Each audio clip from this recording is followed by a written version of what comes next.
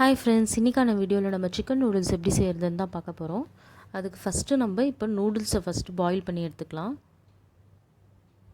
இன்றைக்கி நான் வந்து ஒரு 6 பேருக்கு செய்கிறேன். ஸோ அதுக்கு தேவையான அளவு தண்ணி ஊற்றிக்கிட்டு 2 ஸ்பூன் அதில் எண்ணெய் ஊற்றிக்கலாம். அப்போ தான் வந்து நூடுல்ஸ் வந்து ஒட்டாத வரும். அப்புறம் சால்ட் தேவையான அளவு. நல்லா தண்ணி கொதிச்சதுக்கப்புறமா நம்ம நூடுல்ஸ் ஆட் பண்ணணும்.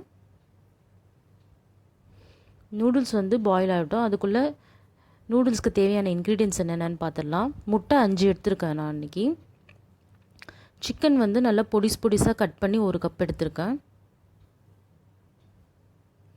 உங்களுக்கு என்னென்ன வெஜிடபிள்ஸ் ஆட் பண்ணுமோ அதெல்லாம் ஆட் பண்ணலாம். நான் இன்றைக்கி கேரட், பீன்ஸ், கோஸ், அப்புறம் கேப்சிகம் இது எல்லாமே ரொம்ப பொடியாக நறுக்கி எடுத்திருக்கேன்.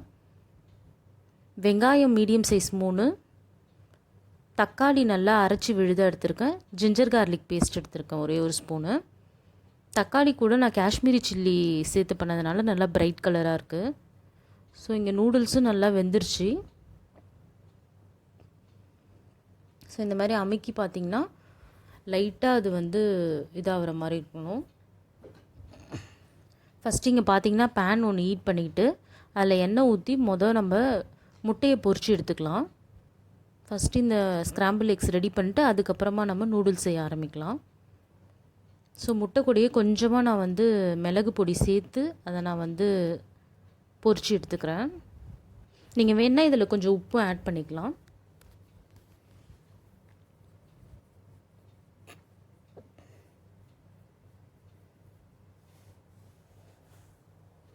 ரொம்ப ஃபுல்லாக வேகணும் அப்படின்லாம் இல்லை. 3/4 வந்து வெந்திருந்தாவே போதும். நம்ம இதை ஃபஸ்ட்டே ரெடி பண்ணிக்கிறது எதுக்காகன்னு பார்த்திங்கன்னா, நம்ம அது கூட சேர்ந்து பண்ணோன்னா வந்து கவுச்சி வாசனை அடிக்கும். அதுக்காக தான் இதை தனியாக பண்ணி வைக்கிறோம். நெக்ஸ்ட்டு அதே பேன்லேயே பார்த்திங்கன்னா நான் ஒரு 3 டேபிள் ஸ்பூன் அளவு எண்ணெய் ஊற்றிக்கிறேன்.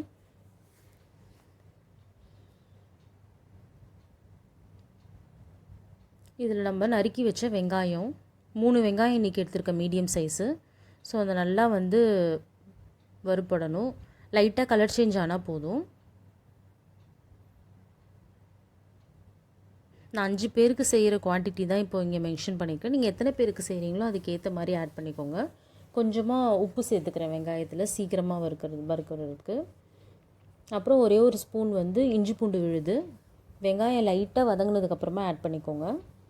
ஸோ இதோட பச்சை வாசனை போகிற அளவுக்கு ஒரு 30 செகண்ட்ஸ் வந்து அதை நல்லா வந்து கிளறிக்கோங்க.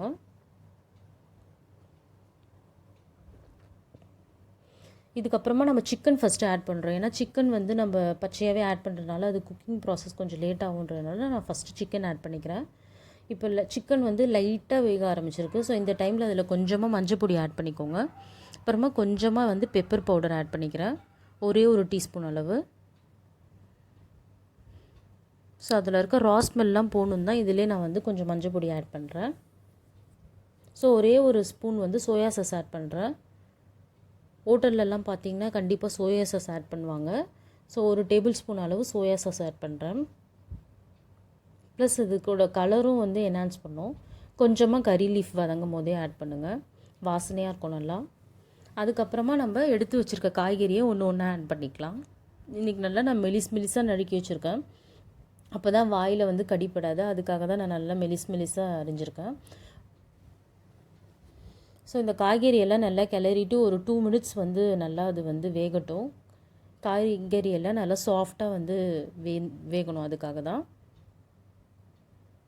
ஸோ காய்கறிக்கு தேவையான அளவு உப்பு,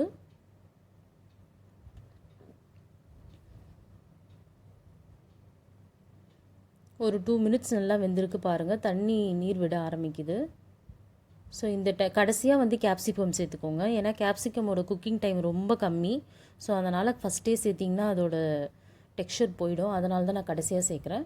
அதுக்கப்புறமா நம்ம தக்காளி விழுதி இதில் ஆட் பண்ணிக்கலாம். இது கூட காஷ்மீரி சில்லி சேர்த்து அரைச்சிருக்கேன் நான்.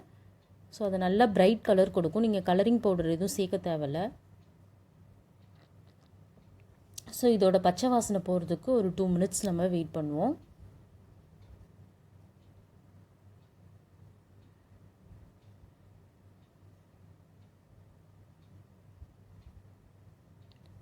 ஸோ இது நல்லா வந்து வேகட்டும்.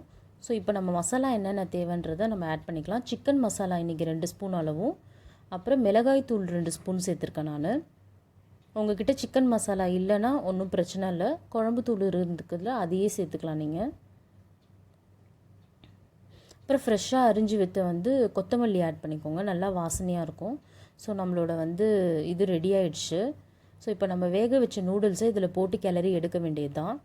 ரொம்ப ட்ரையாக இருக்க மாதிரினா லைட்டாக தண்ணி தெளித்து நீங்கள் வந்து நூடுல்ஸை இதில் மிக்ஸ் பண்ணிக்கலாம்.